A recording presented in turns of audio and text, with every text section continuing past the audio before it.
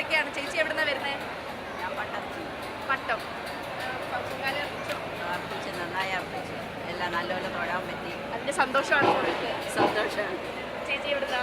കൊച്ചിയിൽ നിന്ന് വരുന്നത്. കൊച്ചിയിൽ നിന്നാണ്. എപ്പോൾ എത്തി? ഇന്നലെ രാത്രി എത്തിയായിരുന്നു. ഇന്നലെ രാത്രി എത്തി. അപ്പോൾ ഉറക്കമൊന്നും ഉണ്ടായിരുന്നില്ല അല്ലേ? കുഴപ്പമില്ല, എല്ലാം നന്നായിട്ട്. എല്ലാം നന്നായി. അപ്പോൾ ഇനി എത്ര ദിവസം എത്ര തവണ പൊങ്കാല അർപ്പിച്ചിട്ടുണ്ട്? ഇപ്പം 5ാമത്തെ പ്രാവശ്യം. എന്തൊക്കെയായിരുന്നു നിവേദ്യം? ഇപ്രാവശ്യം പായസം, ശർക്കര പായസം. ശർക്കര പായസം. ചേച്ചിയോ?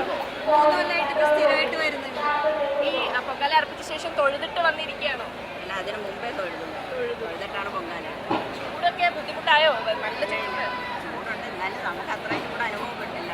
നമ്മൾ സന്തോഷത്തിൽ ഇത് ഇടുന്നത് കൊണ്ട് നമുക്കത് പ്രാർത്ഥിച്ചു പഞ്ചാഗ്നി മധ്യത്തിൽ നിൽക്കുമ്പോൾ എന്ത് ചൂട്! അതെ അതെ. അവരെ അതിലും വലിയ ചൂട്, ഉള്ളിൽ ചൂട്, പൊങ്കാല ഇടുമ്പോഴുള്ള ആ അടുപ്പിൽ നിന്നുള്ള ചൂട്, തലയ്ക്കുമീതെ സൂര്യൻ്റെ ചൂട്, ഇതെല്ലാം കൂടെ ചേർന്ന് അവർ ഭക്തിയും കൂടി ആകുമ്പോൾ അറിയില്ല എന്നാണ് പറയുന്നത്. അറിയില്ല. അതാണ് ഇവിടുത്തെ ഒരു പ്രത്യേകത. ഇതെല്ലാം സഹിച്ചാണ് അവർ ഈ ഓരോ പൊങ്കാല അർപ്പിക്കാൻ വേണ്ടി ഓരോ വർഷവും ഈ സന്നിധാനം ഈ ദേവി സന്നിധിയിലേക്ക് എത്തിക്കൊണ്ടിരിക്കുന്നത്. അപ്പോൾ ഇവരുടെ ഈ സന്തോഷം കാണുമ്പോഴാണ് അല്ലേ അതൊരു പൂർത്തിയായതിന്റെ ഒരു സന്തോഷ സംതൃപ്തി കാണുകയാണ് ഇന്നത്തെ ഏറ്റവും വലിയ കാര്യം. ഇവിടെ തിരുവനന്തപുരത്തെ ആറ്റുകാൽ പൊങ്കാലയ്ക്ക് വേണ്ടി ഇവർ യാത്ര പുറപ്പെടുമ്പോൾ അവരുടെ പ്രാർത്ഥന, ഇത് നമ്മൾ എന്തിനാണോ പോകുന്നത് ആ ചടങ്ങ് ഭംഗിയായി പൂർത്തീകരിക്കണേ, നല്ലൊരു സ്ഥലത്ത് നമ്മൾ ആഗ്രഹിക്കുന്ന രീതിയിൽ അടുപ്പ് കൂട്ടി പൊങ്കാലയിടാൻ പറ്റണേ എന്നുള്ളൊരു പ്രാർത്ഥനയാണ് അവർക്കുള്ളത്. അതിനപ്പുറം ആ പൊങ്കാല ഇടുന്നതിനൊരു കാരണവും ഉണ്ടാകും, ഒരു പ്രാർത്ഥനയും ഉണ്ടാകും.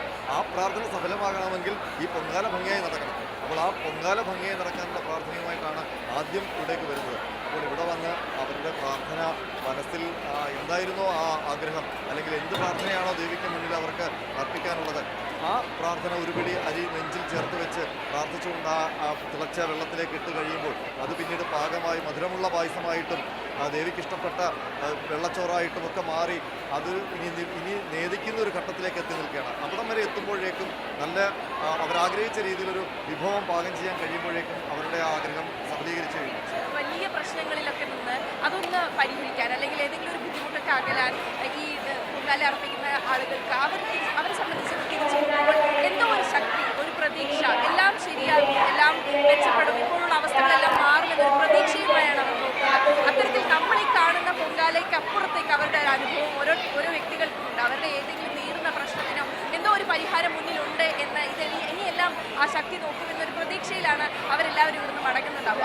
ആ ഒരു പ്രതീക്ഷ ഇവിടുന്ന് നൽകുന്ന ആ ഊർജ്ജമാണ് ഈ പൊങ്കാലയുടെ ഏറ്റവും വലിയ കരുത്ത് എനിക്ക് തോന്നുന്നു. അങ്ങനെയാണ് ഇതിൽ അങ്ങനെ ഓരോ ആഗ്രഹങ്ങൾ ആയിട്ട് പ്രാർത്ഥനയായിട്ട് വരുന്നവരുണ്ട്.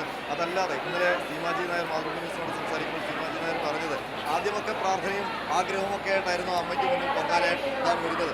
പിന്നീട് അതൊക്കെ മാറി.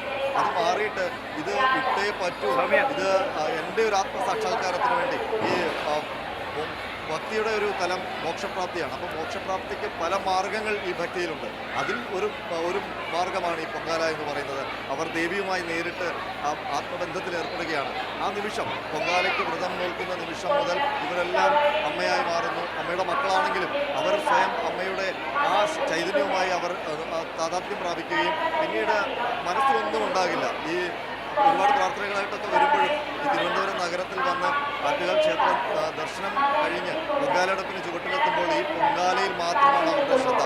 അവിടെ മുതൽ അവരുടെ മനസ്സ് ഏകാഗ്രമാകും. അപ്പോൾ അവരുടെ പ്രാർത്ഥനകളൊക്കെ തനിയെ ദേവിക്ക് മുന്നിലേക്ക് എത്തും എന്ന് തന്നെയാണ് അവർ പ്രതീക്ഷിക്കുന്നത്. അതുകൊണ്ട് ഇത് ആത്മസമർപ്പണത്തിൻ്റെ, ആത്മസാക്ഷാത്കാരത്തിൻ്റെ, അവരുടെ പ്രാർത്ഥന സാഫല്യത്തിൻ്റെയൊക്കെ ഒരു നിമിഷത്തിലേക്കാണ് കടന്നു പോകുന്നത്. ഓരോ അനുഭവമാണ് അല്ലേ പൊങ്കാല. അപ്പോൾ ഓരോ നിവേദ്യങ്ങളുടെ വ്യത്യസ്തത പോലെ തന്നെ, ഓരോരുത്തരും അർപ്പിക്കുന്ന നിവേദ്യങ്ങളുടെ വ്യത്യസ്തത പോലെ തന്നെ ഈ പൊങ്കാല എന്ന അനുഭവം ഓരോരുത്തർക്കും ഓരോന്നാണ്. ഈ പറഞ്ഞതുപോലെ ചിലർ ഒന്നുമില്ല, സ്വയം അർപ്പിക്കാൻ വേണ്ടി മാത്രം പൊങ്കാല അർപ്പിക്കുന്നവരുണ്ട്. അതല്ല, ഏതെങ്കിലും ഒരു വലിയ പ്രശ്നത്തിന് നടുവിൽ നിന്നുകൊണ്ട് പ്രാർത്ഥനയായി ചെയ്യുന്നുണ്ട്. അതെ, തളർന്നിരിക്കുകയാണോ? എന്താ പൊങ്കാല അർപ്പിച്ചതിന്റെ സന്തോഷത്തിലാണോ? സന്തോഷത്തിലാണ്. എവിടുന്നാ വരുന്നത്? കോഴിക്കോട് നിന്ന് വന്നതാണ്. എന്നെത്തി? 11-ാം തീയതി. നമ്മളെ നാട്ടിലില്ലാത്ത പല കാര്യങ്ങളും ഇവിടെ കാണാൻ പറ്റുന്നുണ്ട്. ഞാൻ കോഴിക്കോടുകാരിയാണ്. അപ്പോൾ എന്താണ് അനുഭവം എന്ന് പറയാമോ? നല്ലൊരു അനുഭവമാണ്, ആദ്യമായിട്ടാണ്. ഇനി വരുന്ന കൊല്ലം വരണം എന്നാണ് വിചാരിക്കുന്നത്. വെയിലൊന്നും ഒരു പ്രശ്നമല്ല. അമ്മ കാത്ത് ഒന്നും തളർത്തിയില്ല അല്ലേ?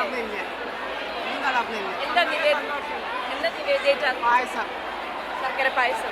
പായസം. ഒരുപാട് മറ്റു നിവേദ്യങ്ങളൊക്കെ പലരും ഉണ്ടാക്കുന്നത് കേട്ടോ. അപ്പോൾ ഇനി വരുമ്പോൾ അത് അതൊക്കെ പരീക്ഷിക്കോ? നോക്കണം, പരീക്ഷിച്ച് നോക്കണം. നാട്ടിൽ നിന്ന് ഒരുപാട് പേര് വന്നിട്ടുണ്ടോ? 16 ആള്. 16 ആൾ ഒരുമിച്ച് വന്നതാണ്. ഇന്ന് എങ്ങനെയുണ്ട് ആദ്യത്തെ പൊങ്കാലനും? നല്ലൊരു അനുഭവമാണ്. നല്ല സന്തോഷമുണ്ട്. അടുത്ത കൊല്ലം വരണമെന്നാണ് അമ്മനെ കാണാൻ.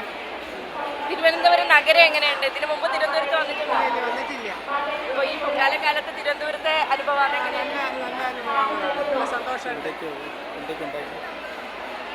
ശർക്കര പായസമാണ് ഉണ്ടാക്കിയത്. അപ്പോൾ ഓരോരുത്തരും ഓരോ തരത്തിൽ അവർക്ക് ഏറ്റവും പ്രിയപ്പെട്ട അവർക്ക് ദേവിക്ക് നൽകണമെന്ന് തോന്നുന്ന വിഭവങ്ങളൊക്കെ ഉണ്ടാക്കി അതിൻ്റെയൊക്കെ ക്ഷീണത്തിൽ ഇങ്ങനെ എല്ലാം ചൂടും അതുപോലെ തന്നെ ഈ അടുപ്പിൽ നിന്ന് വരുന്ന ചൂടും ഒക്കെ കൂടി ആ തളർച്ചയൊക്കെ അതിജീവിച്ചുകൊണ്ട് അവരത് ചെയ്ത് വൃത്തിയാക്കി ആ സന്തോഷത്തിൽ ആ സമാധാനത്തിൽ ഇരിക്കുന്ന ഒരുപാട് പേര് ഈ പന്തലിൽ നമുക്ക് കാണാൻ പറ്റും. ഈ